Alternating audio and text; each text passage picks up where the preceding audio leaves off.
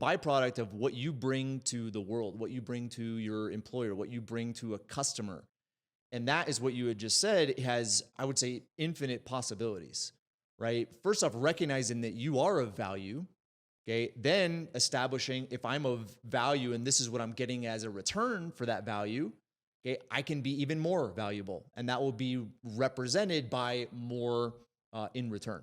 Welcome to Wealth Untethered, your guide to the principles and mindset of a genuinely wealthy life.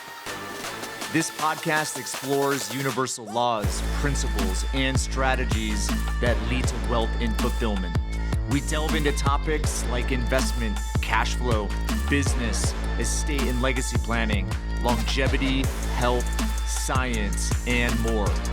All in an attempt to examine and challenge your mindset about what's possible for you. To learn more about Wealth Untethered, visit our website, wealthuntethered.com.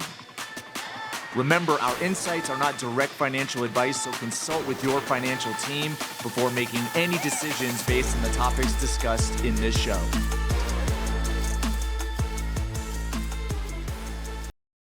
Patrick, I'd like to introduce you and all of our listeners to David Shallcross.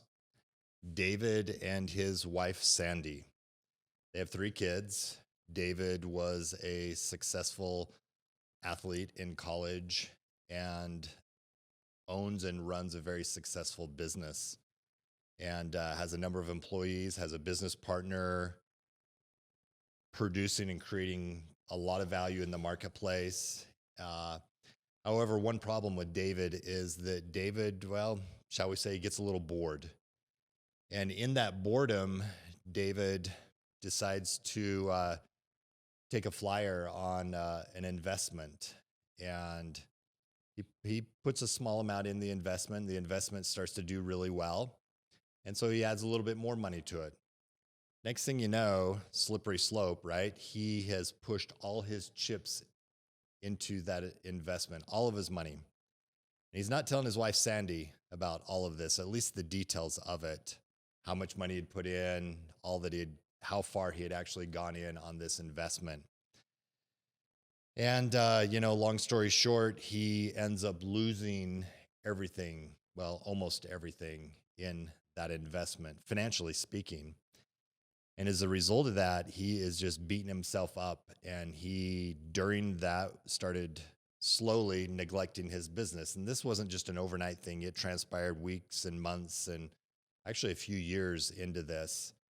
And so it was a slippery slope. And he really thought that this investment was going to just change his life and his family's life. And, he was wealthy, but he wanted even more wealth. And so in neglecting his business and going all in on this investment and then losing that money, well, we'll leave the story for the book, but he feels worthless. He feels like a piece of shit. And he decides to go out into the desert and end everything as a result of how much pain that he felt. He didn't tell his wife about this. And in the desert, he has an old mentor of his that comes to him. And this mentor starts sharing with him that his life is worth more than just his financial balance sheet. And he starts assisting him with seeing his true worth and introduces a concept to David that David was not even aware of up until now in his life. And that concept was another balance sheet. It wasn't a financial balance sheet. It was a human life value balance sheet. And thank goodness for David, because that started to turn around for him to be able to see his worth was more than just finance and money, but who he was at a core level as an individual, his human life value assets. And I'm happy to report that the time of this showing for this episode, Patrick, we'll all have available, I'm getting chills saying it here, but I'll have available my new book, What We're Worth. And it is this story about David and his wife, Sandy, and his life and what I just shared with you. And my hope in writing this book is that you'll put yourself in David's shoes, or maybe even Sandy's shoes, depending on who's reading it, and that you'll see your worth is more than just a financial balance sheet. And you'll also find out in this book that that story of David, it is a business fable. It's a short read. I believe it's exciting. It was a lot of fun for me to write it and put it into a story form like that. But my hope is that you'll put yourself in David's shoes or Sandy's, and that you'll see your worth as a human is more than just finance and money. Is finance and money a measurement? We'll get into this in the show today. I want to. But is it a measurement? Yes, but it's not the measurement. And the measurement that's emphasized in this book is that of human life value.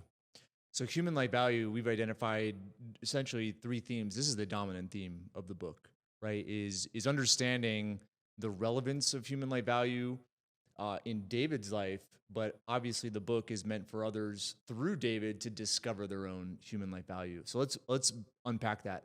So what is human life value in the context of property value? Yeah.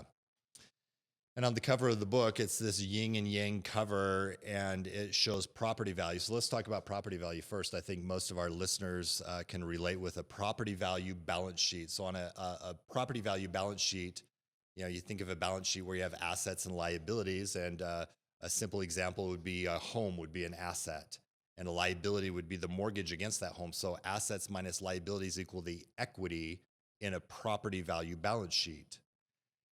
All of us have an adjoining balance sheet. We were talking about this earlier this morning, Patrick. There were many years of my life evidenced by the results and then the story in the book that I wasn't conscious, I wasn't aware of my human life value balance sheet the way that I am today. So we all have this property value balance sheet, and it's a measurement in our life. And I want everybody to keep track of their property value assets. We also have this adjoining balance sheet that I call a human life value balance sheet.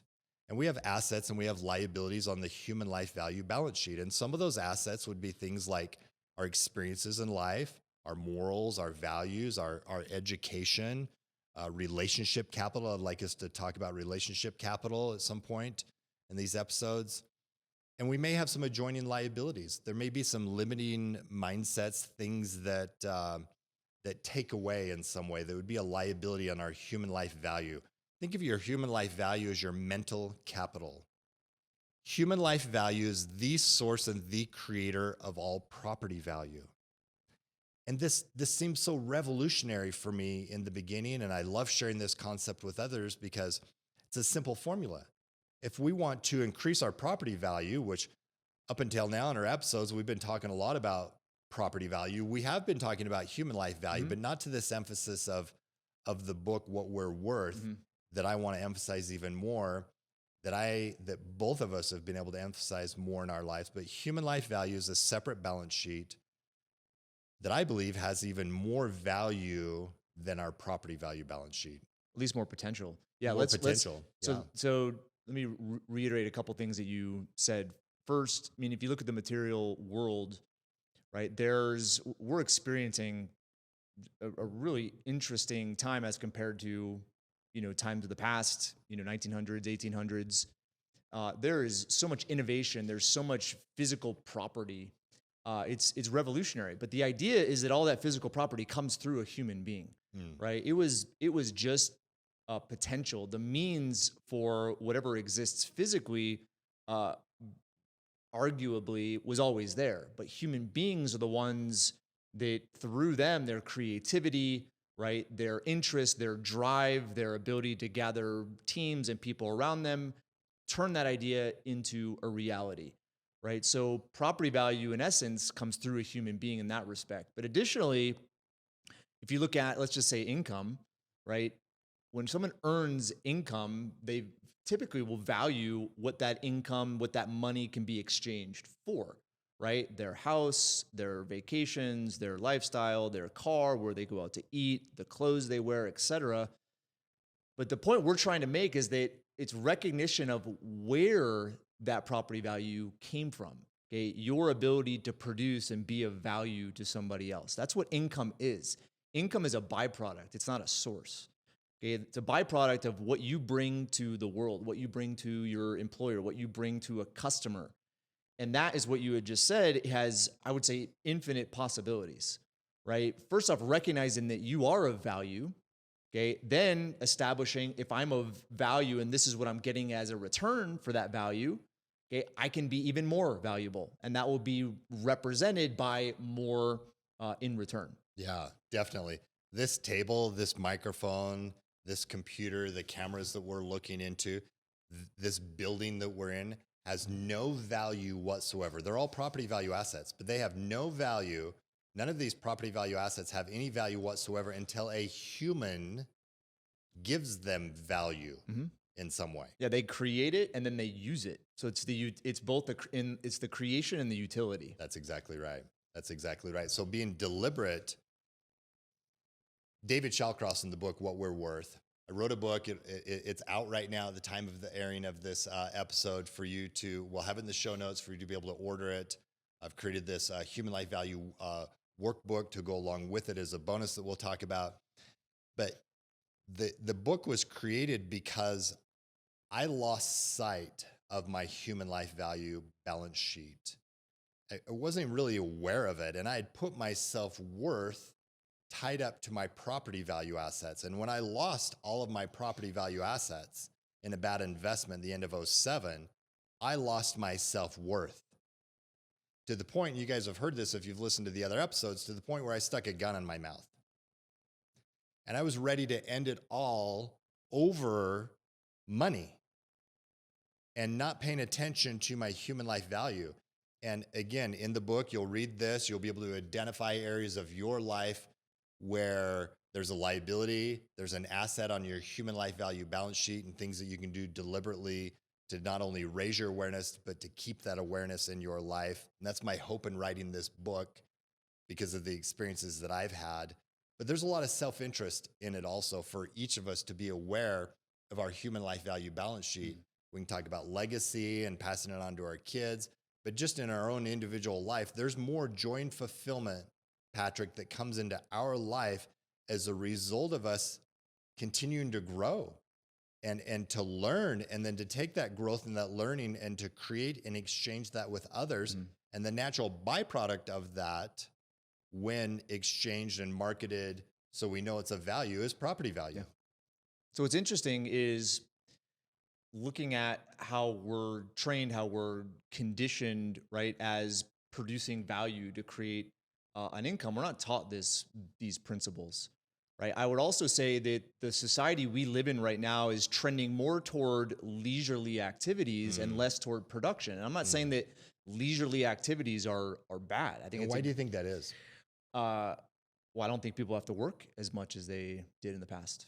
I don't think they have to go out and actually, do something to survive. Yeah. Okay. So I think there's like some instinct inside of us to survive, right? I don't think it's an interesting question because I think that has limitations.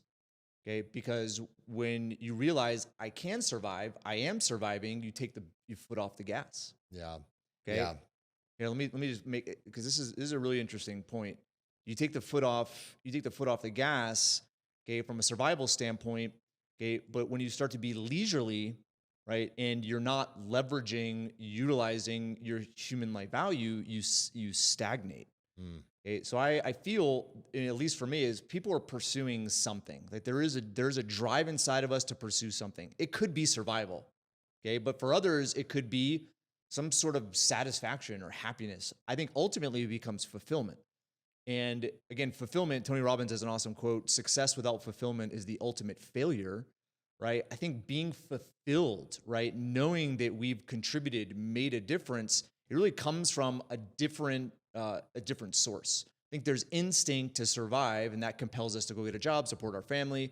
But then it gets to this point where we need to be compelled by fulfillment. And being compelled by fulfillment is taking who we are and continually expanding to be of benefit to somebody else on a daily basis in a multitude of capacities. It could be a smile. It could be a handshake. It could be a high five. It could be a meaningless conversation in the line at the grocery store, right? But it also could be supporting your kids, teaching your kids, being there for your wife, being there for a friend, right? Being there for a community. Feel that fulfillment is essentially taking who we are and being of value to the world continually. Continually, for sure. So in 2011, I started over financially. And I not only started over financially, but what assisted me in earning all that money back, and again, money's a measurement, but it's not the measurement, is an emphasis, an awareness, and an emphasis on my human life value balance sheet. But from 2011 until today, there are 3 distinct times that I took my foot off of the gas. And one of the times I told myself this story is, I want to just enjoy more of what I created around me. Today, I'm laughing at that because that's a big blinking red light. Mm-hmm. Because not the moment, but after a while when I had my foot off of the gas, I was still producing, I was still creating, I was still working, but I wasn't enjoying life at the level that I could be, because when I started slowing down in my creation, my expansion of my human life value assets and exchanging that with others, the results around me surpassed what I thought I was worth. Mm. And I'm curious if any of you have felt this. Again, I've felt this 3 distinct times. I feel a little weird admitting that, but that's the truth, that it's taken me 3 distinct times to like really surrender to the fact that for me to continue to enjoy what I've created around me, that my self-interest is in creating and finding ways to continue to create, because it's in that creation, in that expansion. Doing this podcast is a great example. I'm growing again, writing this book over the last year and a half. I'm growing, I'm stretching myself. And it's a struggle. Like, I've had to fight through some things, and being on here live and stuff, I've fought through some things. But that growth is exciting. I feel alive. I think the question you asked is really, it's an interesting question. I experience it with my kids a lot. And the question is, you've created so much, and it's kind of like you don't feel like you're worth what you've created, right? Yeah. So it's that position. My kids have felt that, right? I don't necessarily feel that, because my kids they want to be charitable. They want to give. They want to be of benefit to others. But then they use my money to do it, right? And they're like, well, why wouldn't you? Like, listen, it's my money, right? I produce this. Okay, I see where they're coming from, but it's kind of like they feel guilty in a sense for the life they get to live compared to what other kids get to live. Okay, so that's their experience because they haven't produced that life. Okay, they're a part of that life, but they haven't directly produced it. Okay, and I think kids will cross this barrier, right, at some point. Usually it's in college or getting into their first job, right, where they'll start to realize, like, okay, I need to fend for myself. I need to be out there on my own. And maybe the instinct for them is to survive initially. Okay, then it's kind of going through those stages to understand who they are, being of value to someone else, and connecting that with fulfillment, continuous fulfillment. Yeah. But the idea, it's just interesting, right, where I think my kids have felt that way and want to be charitable because they're looking at their life compared to somebody else. And because they haven't earned that life, okay, that's when they don't really understand and can enjoy it at the level that they may be able to once they're able to create that life for themselves in the future. Yeah, and the word that I just wrote down as you're saying all of that is, what a beautiful opportunity. What a beautiful opportunity for them. What a beautiful opportunity for you and Cynthia to assist them in that opportunity of them going out, because we've said this before in previous podcasts, there's no substitute for our kids going out and earning $1 and spending it themselves. Yep. That level of fulfillment is so much greater, and we want that. Yep. We want that for our kids. When we're striving in this area of our life and we're increasing our assets and working on our liabilities on our human life value balance sheet, we feel of more worth. And we feel worthy of the creations around us. And I've gone through periods of times in my life where I haven't felt worthy of all that I've created around me, and I was frustrated by it, and I didn't know why, but I'm clear about it today. And I find joy in what I'm doing. I have family members that couldn't wait to retire. They were miserable. They hated what they were doing. They couldn't wait to retire. They retire, and then they continue to be miserable. Yep. And that carries into the rest of their life until they die. No, this connection is huge, right? And I think it affords us, going to the story about my kids, it affords us the opportunity to have conversations with them, Yeah. right? And then push them into the real world. But at the same time, this idea is, I mean, the mentality associated with getting a job, and living is so pervasive and so, I would say, on the opposite end of the spectrum of what we're talking about, right? And so we pulled up some statistics. Yeah. Very interesting. Right, Gallup. This was done a couple years ago, but Gallup found that globally, right, 70% of the workforce is disengaged, and they've actually measured 70%. 70% is disengaged, and they've measured that in terms of global GDP, the impact on GDP, and the impact on GDP is a loss of $8 trillion per year. Okay, That's incredible. So the idea is like, okay, And it's not just the money, right? It's the fulfillment side of their life as a result of being for sure. disengaged. That is just property value, right? So the idea is like when people are just out there and they have not made this connection that who they are as an individual is of value to somebody else, in which they're able to get money in exchange, but then recognize that their capacity to create value is unlimited. That failure to recognize that is ultimately what puts people in the position of not only not being fulfilled, but not receiving, right, the potential income and property value. Yeah. And I think that worth, I mean, it has especially in our day and age, it's like the capacity of humankind is unlimited, and it's been proven time and time and time again. Now you look to innovators like, an Elon Musk or someone else, you look to those innovators like, well, that's not me.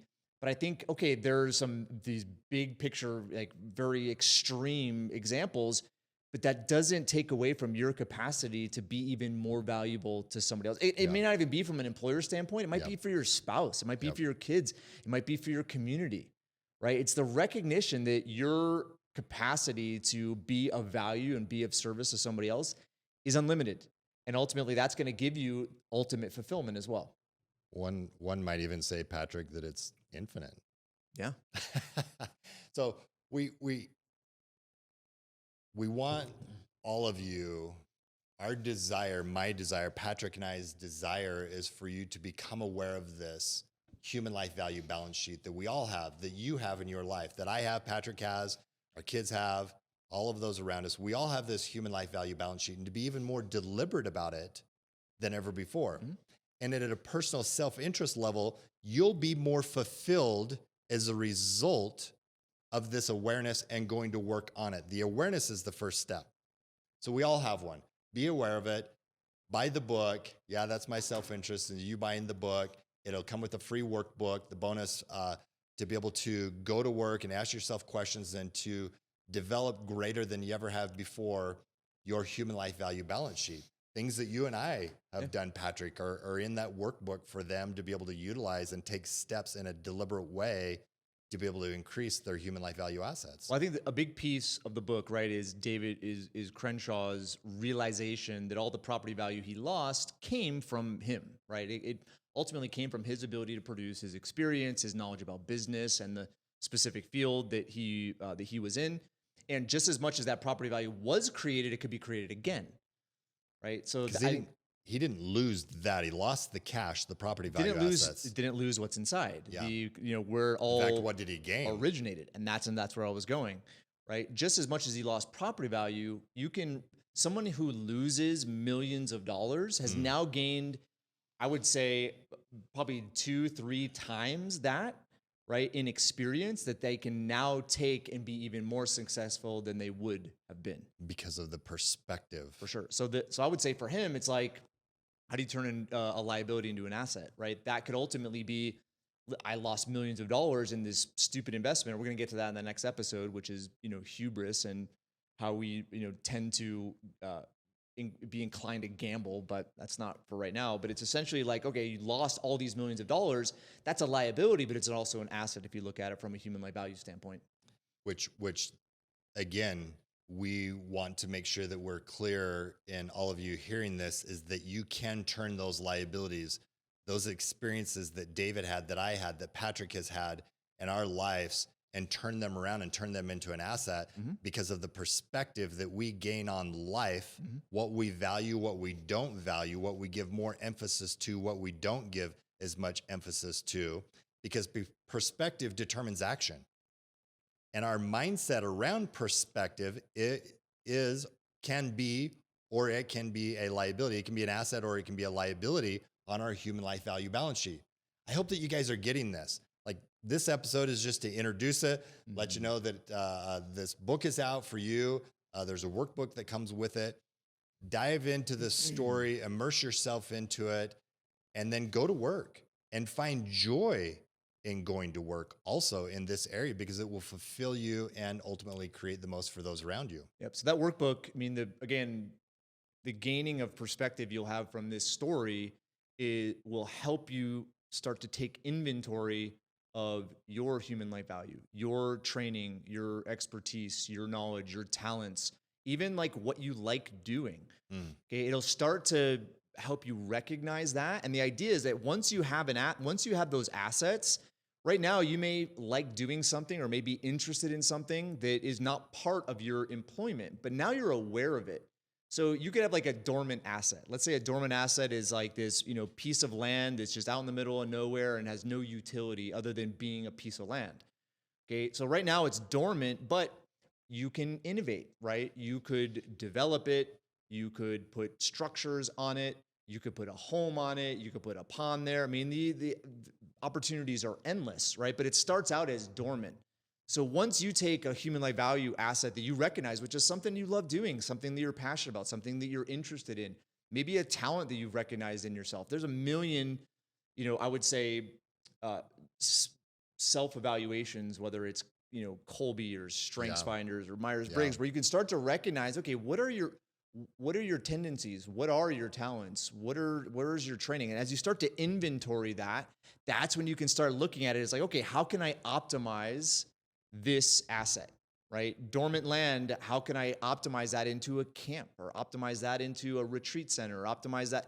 So the idea is like, you gotta put it down, you gotta inventory it first, then you can start to optimize it. But hopefully the story in the book is gonna help you to recognize that, okay, these are David's assets. What are mine? Yeah. Okay. Yeah. What am I learning from this, right? What is the source of my income? Right? How many times have you had people that have ever done that, right? Yeah. Rarely. What's the source of your income? What is it? What specific thing on your human life value balance sheet is it associated with? Yeah. But also there's liabilities. There's stuff that, you're probably doing that you do not like to do.